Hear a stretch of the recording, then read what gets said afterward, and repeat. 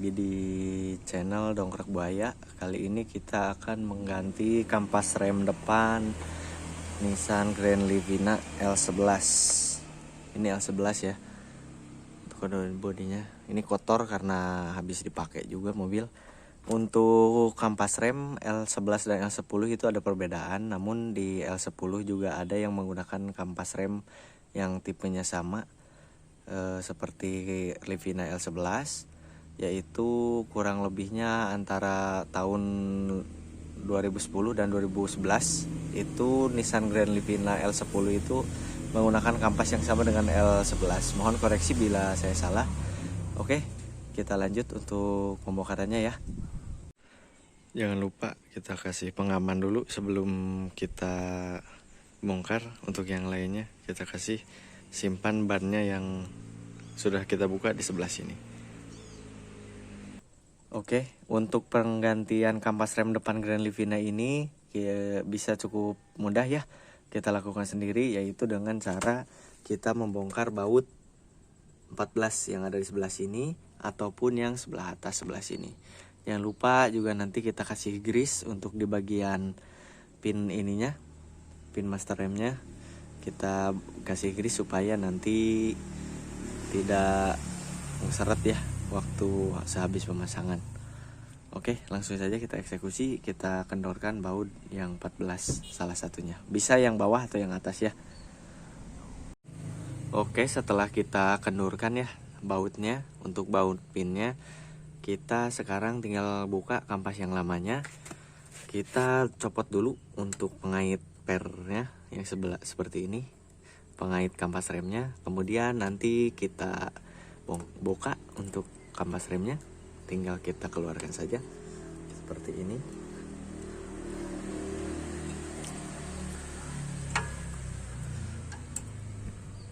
Oke, untuk kampas yang lama ini sudah cukup tipis ya, bisa dilihat sudah cukup tipis untuk kampas remnya. Sebaiknya kita ganti saja untuk keamanan di perjalanan juga. Yang sebelah dalam jangan lupa kita buka juga ya. Oke, sudah nampak cukup tipis ya untuk kampas rem depannya. Seperti ini. Mari kita ganti dengan yang baru. Oke, bisa dilihat ya, ini perbedaan antara kampas yang lama dan yang baru. Cukup terlihat perbedaannya ya. Saya di sini menggunakan dari merek Akebono. Kalau tidak salah juga untuk original dari Nissan sendiri atau yang dari dus Nissan yang asli bawaan pabrik ya, itu kalau nggak salah itu Akebono. Mohon dikoreksi juga bila saya salah. Biasanya karena kampas rem Akebono ini digunakan untuk Nissan Grand Livina, Mitsubishi juga menggunakan, Toyota juga beberapa ada yang menggunakan. Nah, di sini kita akan menukarkan plat di sini ini ya. Kita tukarkan dari kampas rem yang lama, kita tukarkan ke kampas rem yang baru. Oke, untuk mencopot plat dari kampas lama yang cukup mudah ya. Tinggal kita cabut saja seperti ini. Nah, ini sudah keluar ya untuk plat dari kampas yang lama. Terus kita pindahkan ke kampas yang baru. Posisinya tinggal disesuaikan saja seperti ini.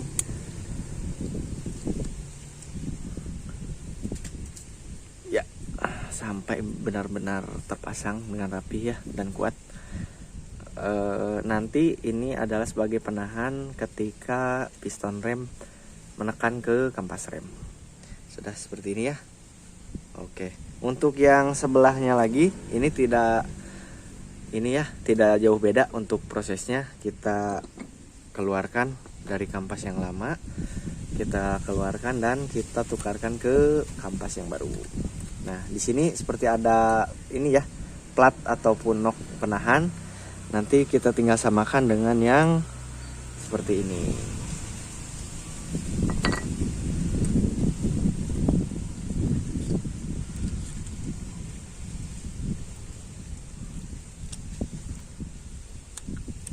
Oke, sudah masuk. Nah,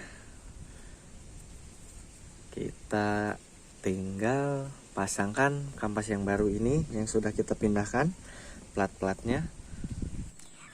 Oke, untuk tahap selanjutnya yaitu kita bersihkan dulu ya terlebih dahulu untuk bagian dudukan kampas remnya yang sebelah bawah dan sebelah atas yang sebelah sini. Tujuannya supaya nanti untuk pada saat sudah dipasang kampas rem yang baru ini tidak menjadi seret ya. Karena kadangkala kampas rem macet tidak mau balik lagi ke posisi semula dikarenakan dari daerah sininya itu kotor ya, atau mungkin karena kondisi jalan hujan seperti ini ya. Ini juga barusan habis diguyur hujan makanya agak kotor sedikit. Jadi di sini kadang-kadang terkumpul seperti kotoran ya, kotoran-kotoran dari jalanan. Di sini juga untuk pembersihan sebenarnya bisa menggunakan cairan brake and part cleaner.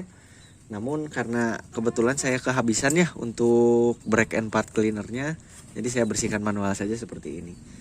Jadi untuk hasilnya sebenarnya sama aja ya, untuk dibersihkan secara manual ataupun secara menggunakan cairan brake and part cleaner sama saja. Yang penting untuk di sebelah sininya pada saat nanti dipasang kampas rem yang baru, kita pastikan untuk kampas remnya bisa untuk maju mundur ya, free play-nya bisa untuk maju mundur.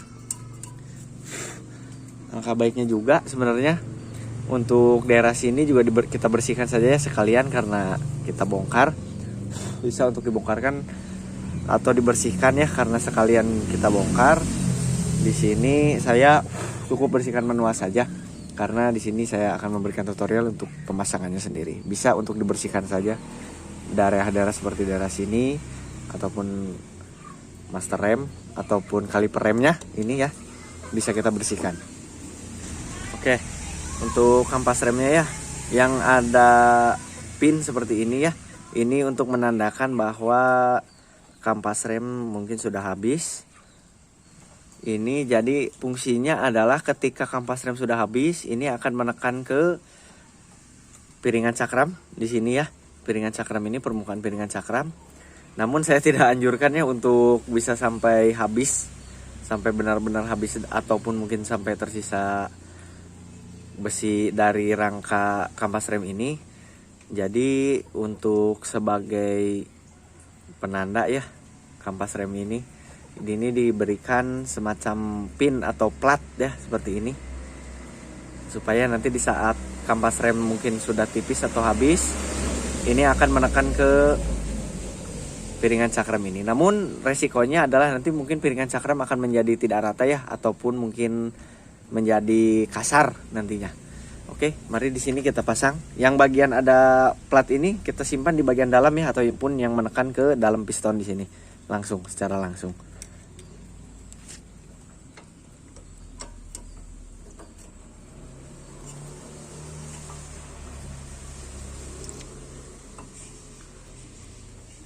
Oke, untuk sebelah lagi kita pasangkan. Pastikan untuk kaki dari kampas rem ini masuk ke sini ya, ke bagian got untuk kampas rem ini. Oke, sekarang kita cek untuk pre-play-nya, maju mundurnya sudah tidak seret ya. Baik, untuk yang sebelah sini juga sama, sudah tidak seret. Nah, sebelum untuk memasangkan kampas rem ini yang baru, karena ada perbedaan ketebalan ya dari kampas rem yang lama dan yang baru, kita tekan dulu untuk piston rem yang ada di kaliper ini ya.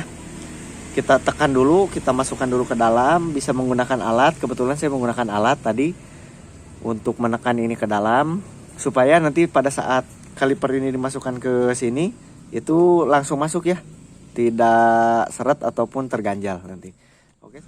Oke, jangan lupa juga ya untuk per dari kampas rem ini dipasang juga, masuk ke dalam lubang sebelah sini dan ke sebelah sini juga ada lubang ya.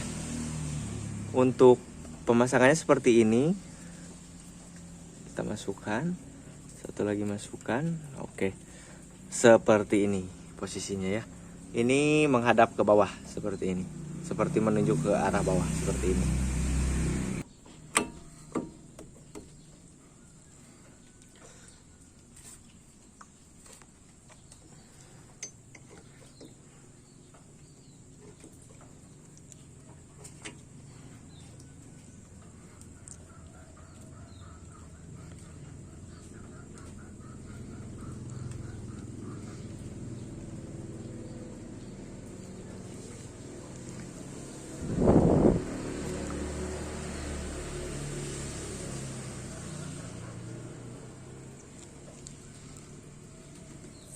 Oke.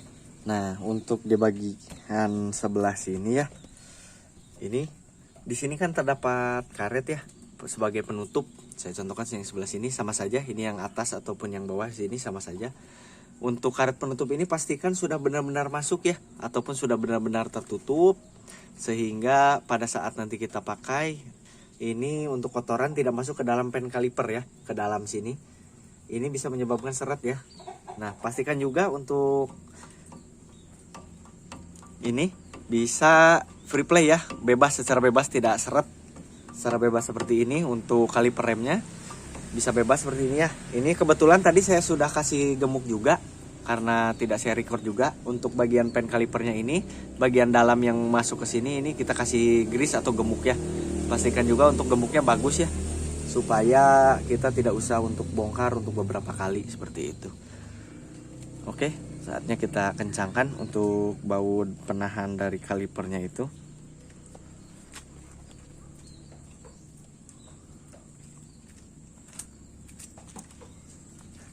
Kita gunakan kunci 14 ya di sini.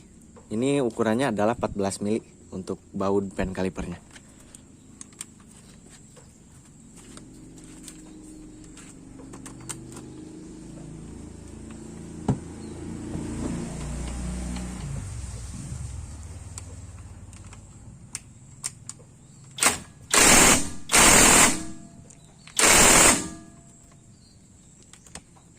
Oke, untuk pemasangan pen kalipernya sudah beres dan sudah terkunci. Pastikan juga ya, untuk ini tidak ada goyang ke atas ke bawah. Kalau misalkan goyang seperti ini normal ya, bisa dicek juga.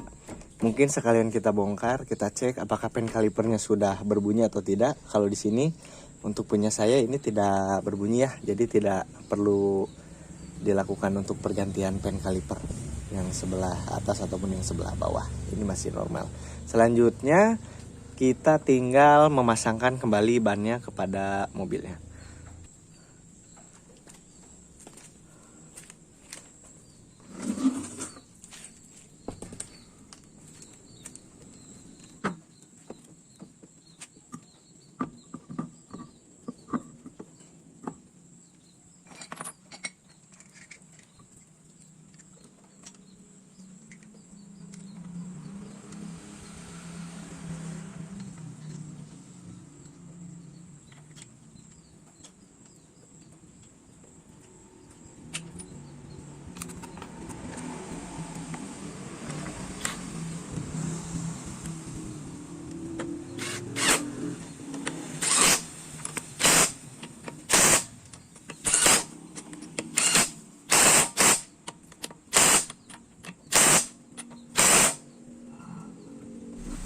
Oke, setelah semuanya terpasang dan sudah rapi semuanya dan dipastikan sudah rapi dan kencang semuanya ya untuk baut-bautnya, selanjutnya kita tinggal tes untuk remnya.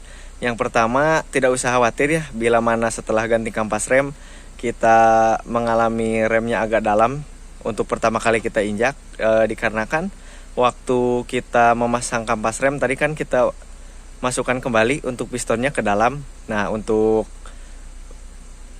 menekan kembalinya piston kepada kampas rem, makanya kita harus kocok terlebih dahulu sebelum kita tes. Satunya seperti ini. Ini dalam ya, sampai mentok.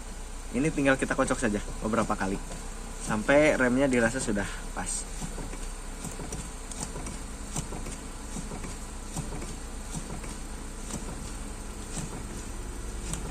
Oke, saya rasa ini remnya sudah pas ya.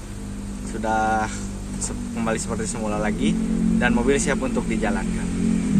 Oke, untuk penggantian kampas rem depan ini sudah selesai ya. Untuk penggantian yang sebelah kanan juga sama, kebetulan ini yang saya ganti adalah yang sebelah kiri terlebih dahulu. Untuk langkah-langkahnya sama saja ya, tidak ada perbedaan. Untuk yang baik sebelah kanan ataupun sebelah kiri, langkah-langkahnya sama seperti itu.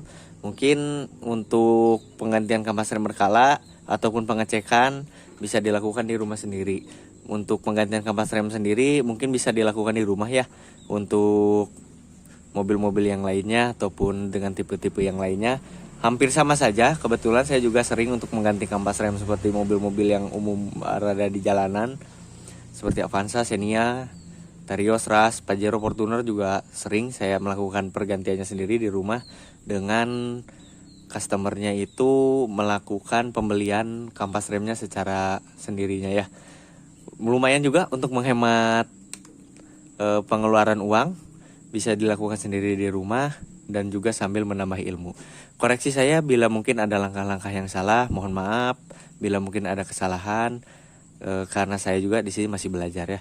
Terima kasih telah menonton video ini. Saya ucapkan sekian. Wassalamualaikum warahmatullahi wabarakatuh.